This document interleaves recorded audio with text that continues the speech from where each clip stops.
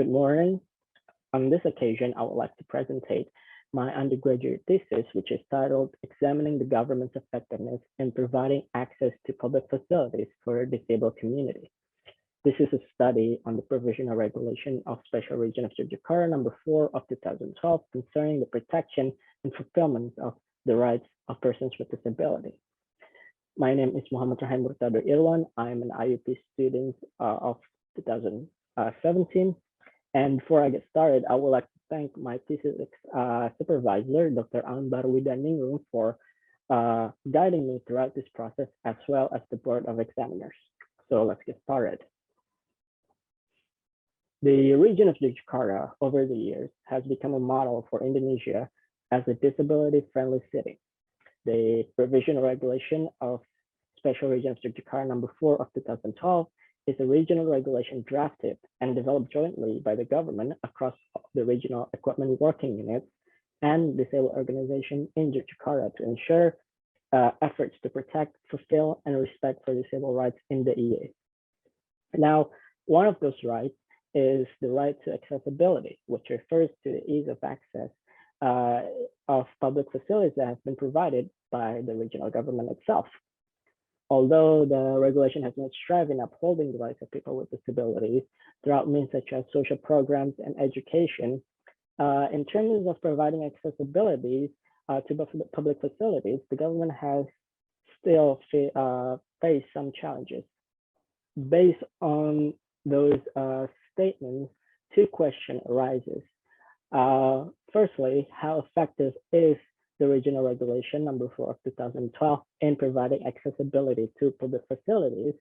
And second is what can be done to increase the effectiveness of the regulation itself in terms of accessibility to public facilities. Now, the expectation for this study is to further the knowledge of the progress made by the EA government regarding disability policies and its effectiveness. In this section, I would like to discuss the concept and the theories that was used as the basis of my research. Due to time limit, I will only be highlighting the main concepts.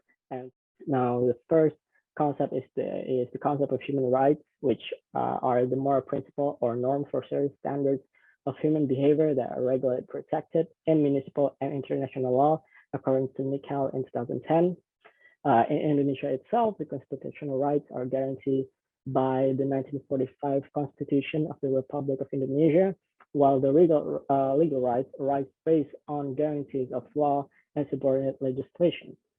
In terms of disability rights, those are regulated by Law number 8 of 2016 concerning persons with disabilities. Now, next is the concept of disability itself and the definition of it. The definition of disability based on the regional regulation is everyone who experiences disturbance, disability, damage, and or loss of function of physical, mental, intellectual, or sensory organs for a certain period of time or permanently and face physical and social environmental barriers. Next is the concept of public policy. According to Yamanos, public policy refers to a long series of action carried out to solve social problems through policy making. Now, in terms of policy making cycle, there are six stages that can be examined. The first one is to identify the problem, where problems that may potentially make their way into the public policy agenda are recognized. The second one is policy agenda or agenda settings, where the problems that are deemed worthy of attention are placed on the agenda. The third one is policy formulation, where various policies are crafted to deal with the problem that has been set on the agenda. The fourth one is the policy adoption, where an official policy is agreed upon. The fifth is policy implementation, where the policy that has been officially agreed upon is put into action. And finally is evaluate the policy or policy analysis and evaluation, where the implemented policy is evaluated on its effectiveness. Now, on to the concept of effectiveness itself. Murdoch famously stated that effectiveness measures the degree to which a policy option addresses or responds to a problem.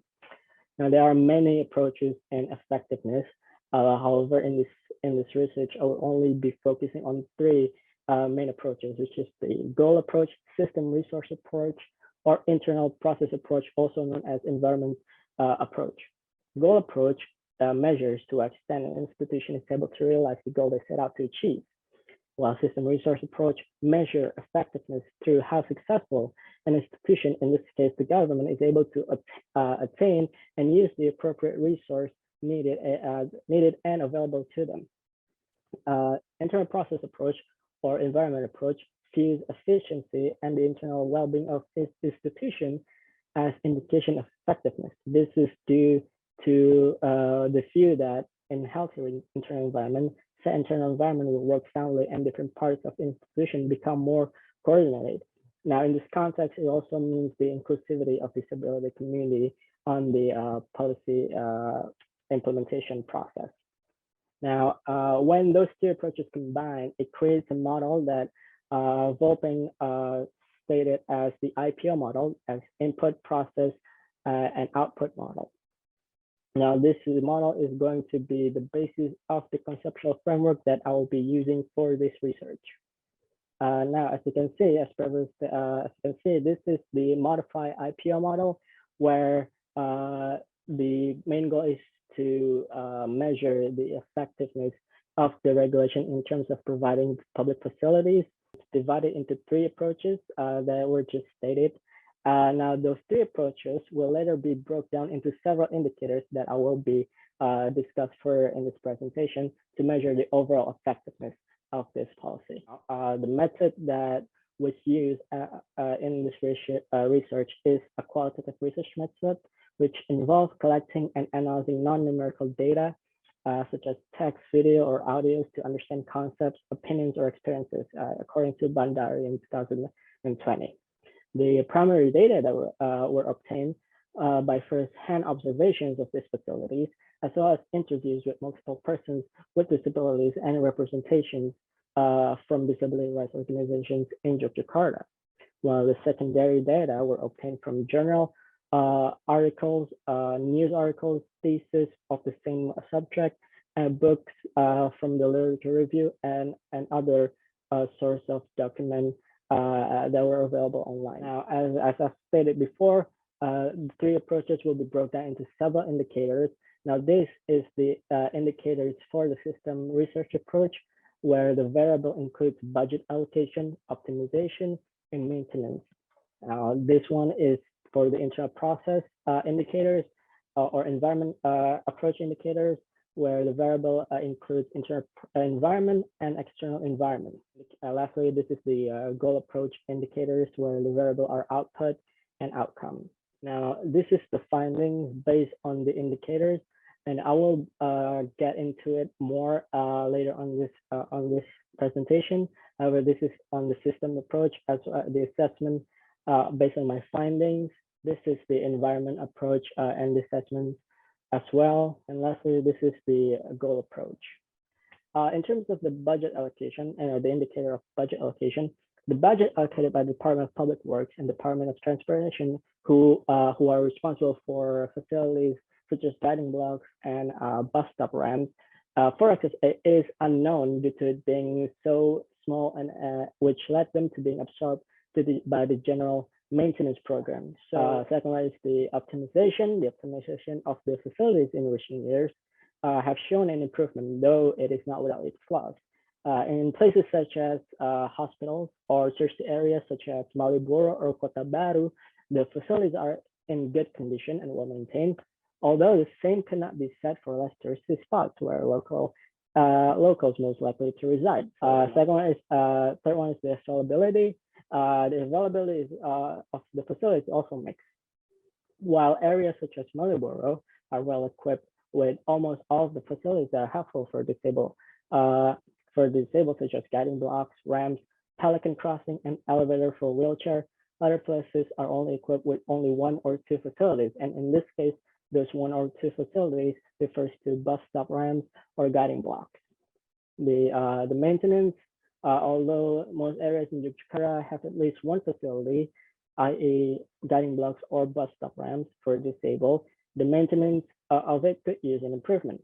Firstly, the guiding blocks of facilities in some areas are cracked, missing, or faded. So a lot of people vandalize those guiding blocks. Furthermore, each bus stops have different dimension, making it harder for people with wheelchairs to use them. Second is the lack of coordination between the government apparatuses and the relevant actors, such as, i.e. Department of Public Works, Department of Transportation, on the facility provided. So it is not uncommon to see bus stop ramps or guiding blocks that are obstructed by other infrastructure, such as walls, electric poles, or potted plants. Thirdly, the facilities also do not meet the standards that were set out by the guidelines provided by the Ministry of Public Works in regard to the technical guidelines for facilities and accessibility in buildings. Next one is the internal environment. The government has created a platform for disability voices to be heard and also contribute to the progression of this policy with the inclusion of disability organizations in the Committee for Protection of the Rights of Persons with Disability, which is a committee that were specifically created for to monitor this specific policy. External environment is that other than Malioboro, there are no reprimands for people who obstruct these facilities. And on the regulation itself, on the policy itself, there are also no mention of punishments or fines or other reprimands for obstructing accessible facilities. For the output, the quality of some of these facilities seems to not meet the standards that were set up by the guidelines, like I just previously mentioned. Firstly, the bus stops are varying sizes, which made it harder for all bus stops to comply to the recommended spaces and ramps measurement by the guidelines. Furthermore, the lack of maintenance in some areas also made the facility available to be broken or even neglected. Furthermore, there's also an issue in prioritizing form over function, and this is apparent in the guiding blocks in Malioboro, which were left unpainted, where the guidelines stated that it should be vibrant color to make people with low vision or partial blindness to be able to see. Now, for the outcome, the usage of these facilities by people with disabilities are not often as they should.